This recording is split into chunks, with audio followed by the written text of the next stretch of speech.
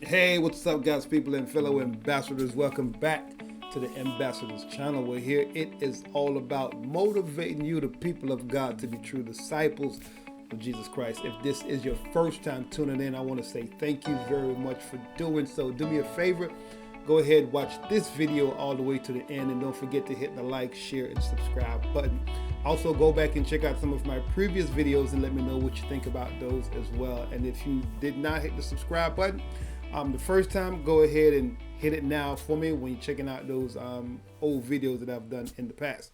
All right, y'all, let's go ahead and take a quick look at Genesis chapter 26, verses 1 to 3, and then verse 12. So it says that, and there was a famine in the land beside the first famine that was in the days of Abraham.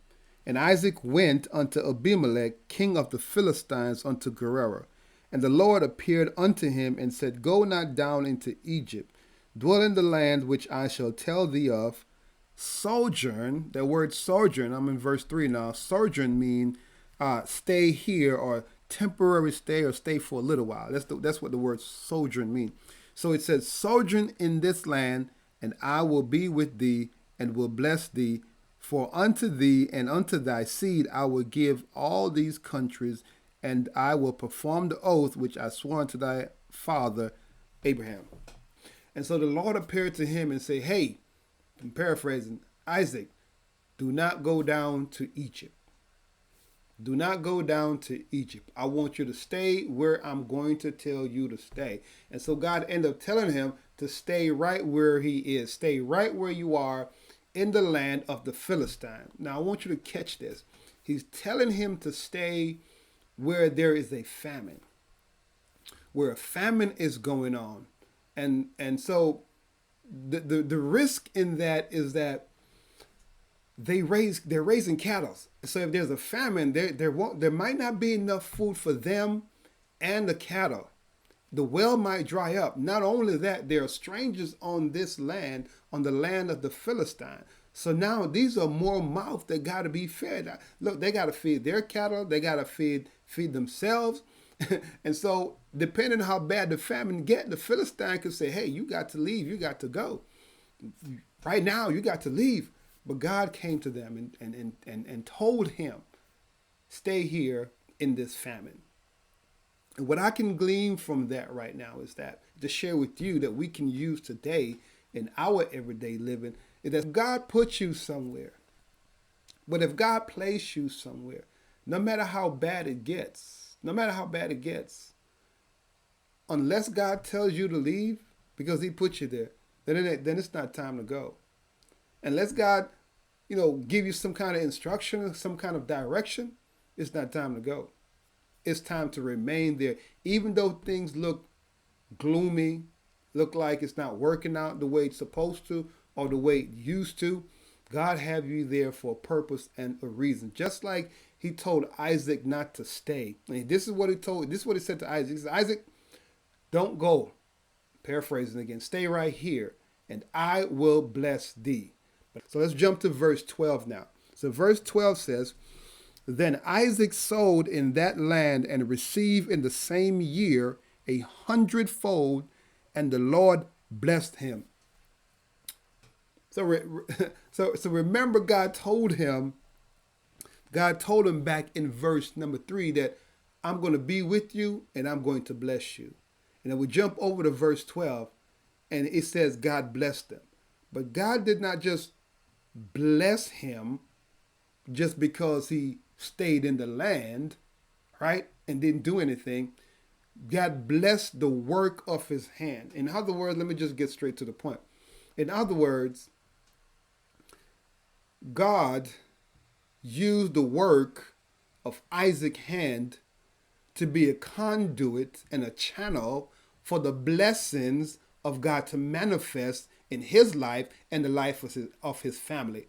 What am I saying to you? Reminding myself, and I'm sharing with you that wherever God place you, wherever God have you in that moment or for that season, wherever he have you sojourn in for that season or that moment, that is prime ground for you to sow in. The word sow, when we hear sow, we usually think of giving tithes, giving money. But the word sow is a metaphor for investing time and energy into doing something productive.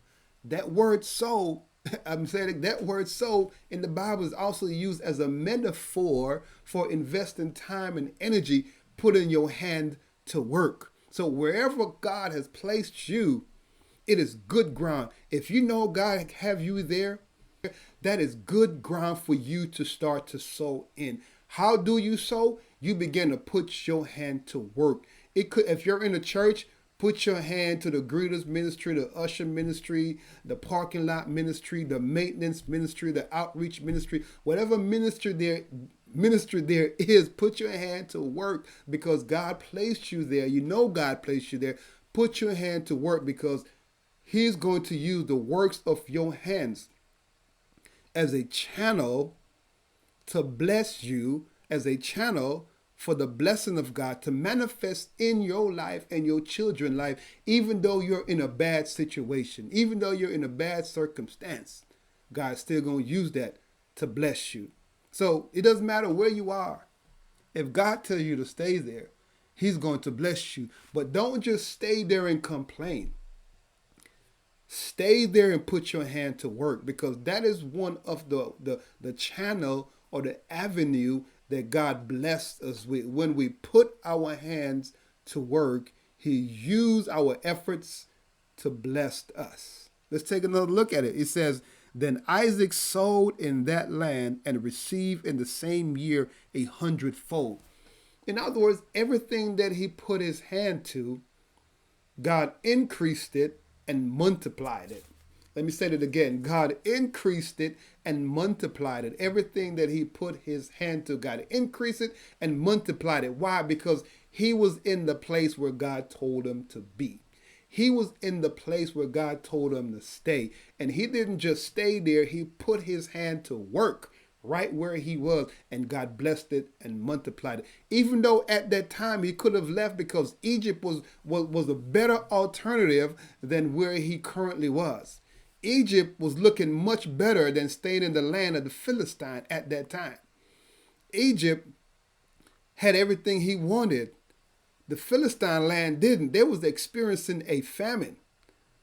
All he was looking at was survival, and him staying where he was taking a chance and a risk of his cattle dying out, all the wells drying up, and the people of the Philistine land getting mad at him and kicking him out. But he heard from God, stay here in this place where it's uncomfortable. It's not the best place. It's not where you want to be. It doesn't make sense. It goes against logic, but I'm telling you to stay here because here is where your blessing is going to flow from. I hope you enjoy this small teaching. God bless.